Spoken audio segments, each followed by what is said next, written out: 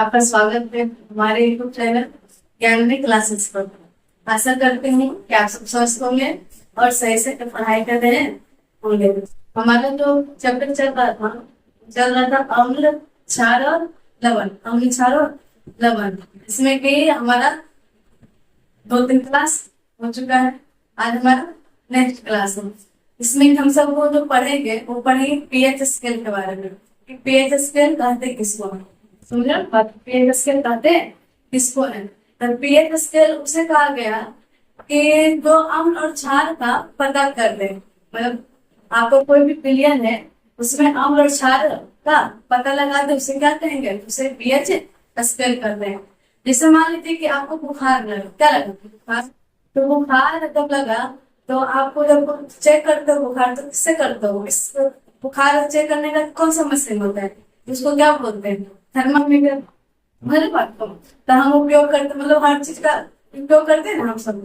तो उसी तरह से जब हम बुखार हमको आए तो उसका उपयोग कर लिया। इसी तरह से किसी भी विलयन में अम्ल या क्षार है उसका पता कौन लगाएगा? तो उसका पता लगाएगा पीएच स्केल। पीएच स्केल ठीक देखिए, बोला गया अम्ल और क्षार को मापने के लिए पीएच स्केल का उपयोग किया जाता है। मतलब कि पीएच स्केल एक मापन यंत्र है, मापन विधि है। ठीक, इस विधि से हम किसका पता लगाते हैं? तो इस विधि से हम अम्ल और क्षार का पता लगाते हैं। तो आप उदासीन, अरे तो उदासीन विलयन का कि कौन सा विलयन हमारा उदासीन है, तो कौन सा विलयन हमारा क्षारीय है, तो कौन सा विलयन हमारा अम्लीय। समझ रहे ना बात को? तो ये हमारा तो वही पीएच स्केल कहते हैं किसको? पीएच स्केल उसे कहा जाता है जिसको मापने के लिए हम उस स्केल से हम माप करके बता देते हैं कि विलयन हमारा अम्ल है या क्षार है। समझ रहे हो ना बात को? क्या है? यंत्र है हमारा, कोई दिक्कत नहीं ना। तो इस तरह से कि बोला गया है कि जो हमारा जो पीएच मान है वो पदार्थों में, कुछ कुछ पदार्थ बहुत इंपॉर्टेंट है, कुछ कुछ पदार्थ में रखना है। जैसे हमारा जठर रस, तो हमारा जठर रस उसका पीएच मान कितना है? तो 1.2। 1.2। अब बताइए 1.2 है तो बताइए क्या है? जीरो क्या है? जीरो क्या है? नजदीक है। ठीक, और 7 भी क्या है? दूर है। जो जीरो कितना नजदीक रहेगा वो उतना प्रबल अम्ल रहेगा। है ना? सब सीख रहे कि प्रबल अम्ल किसे कहते हैं, दुर्बल अम्ल किसे कहते हैं। ठीक है, यानी बोल सकते हैं कि अगर हमारा पीएच स्केल है, पीएच स्केल है, समझे? और इसको हम भाग में बांट देते हैं 1 2 4 5 6 7 8 10 11 12 13 14। ठीक, यहाँ हम बात की अभी हमारे पास हुआ 0 से करके 14 तक, 0 से करके 14 तक। देखिए 1 2 3 4 5 6 7 8 9 10 11 12 13 14। ठीक, अब यहाँ पर क्या हुआ कि हम बीच बीच में क्या रहता है? 7। 1 2 3 4 5 6 7, ये हमारा क्या है? 7 है। ठीक है, हम 1 2 3 4 5 8 9 10 11 12 13 14 हमारा हो गया। अब देखिए कि जितना इधर नजदीक रहेगा, ठीक है, उतना ही हमारा प्रबल अम्ल होगा, प्रबल अम्ल। ठीक, और ये 7 तो 7 है, तो 7 जितना इधर अधिक रहेगा 14 तक उसे हम क्या कहेंगे? उसे हम कहेंगे प्रबल क्षार कहेंगे, प्रबल क्षार। मतलब अगर किसी चीज का पीएच मान 14 है या किसी चीज का पीएच मान 11 है 12 है, उसको उसी का कहेंगे प्रबल क्षार। अगर किसी का मान 7 से देखे यानी 7.2 हो जाए, 8 हो जाए, 9 हो जाए, 9 तक रखते हैं तो 9 तक हमारा क्या रहेगा? तो हमारा दुर्बल क्षार रहेगा। मतलब 7 में जितना इधर इधर इधर आएगा, 7 समझे बात को? 7 का इधर जितना आएगा उतना हमारा रहेगा दुर्बल दुर्बल क्षार। और ये हमारा 0 से 7 जितना अधिक नजदीक जाएगा तब हो जाएगा हमारा दुर्बल अम्ल। दुर्बल अम्ल वो दिक्कत है ना। तो देखिए जठर रस का जो पीएच मान कितना है?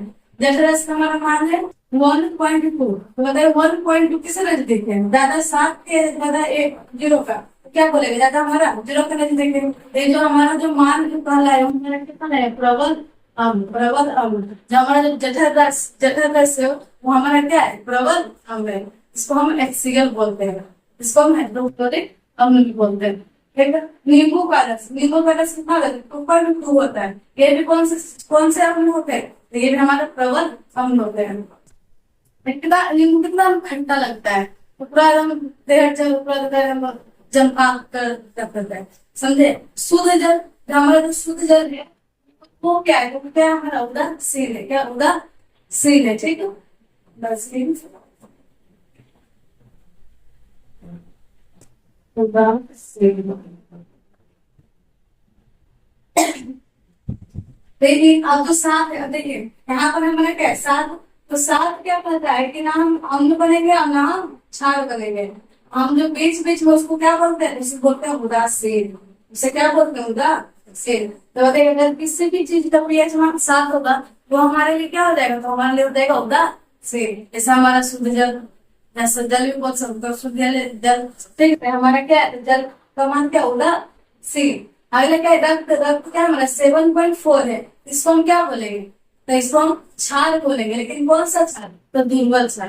कौन सा क्षार, दुर्बल क्षार, समझ रहे ना बात को, क्योंकि किसके नजदीक है, तो हमारे सात के ज्यादा नजदीक है, जो ज्यादा सात के नजदीक रहेगा वो दुर्बल क्षार, जो सात से ज्यादा दूर पर रहेगा वो हमारा प्रबल क्षार, जो जीरो के ज्यादा नजदीक रहेगा वो हमारा प्रबल, और जो जीरो से ज्यादा दूरी पर रहेगा वो सात के नजदीक रहेगा तो वो हमारा हो जाएगा प्रबल, दुर्बल।